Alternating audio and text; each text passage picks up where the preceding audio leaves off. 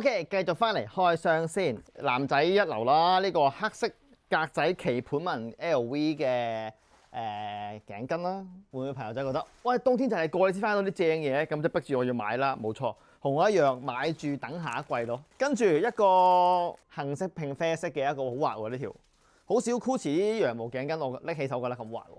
呢條好滑手，呢條唔鉗啦，唔鉗啦，咁樣啦。係啦，有埋個 tag 嘅。如果中意呢隻色嘅，可以快啲揾我哋啦。Burberry 嘅中古款嘅經典色啦，一條兩條啦，係啊，呢啲係不斷翻㗎啦，一定係。Prada 嘅相機包 ，Prada 相機包，男仔女仔都非常之合用嘅一個款式啦。而家專櫃都好似有翻出到嘅呢個款式。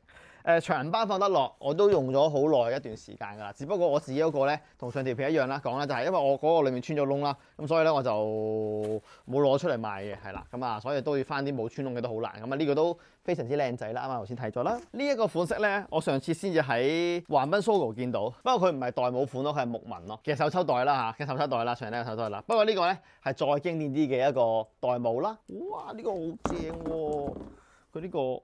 佢可以索翻呢度，我單手索唔到啊！而家其實咁樣都好靚，咁樣手抽住啦，係啦，佢成日色都仲係好新淨喎。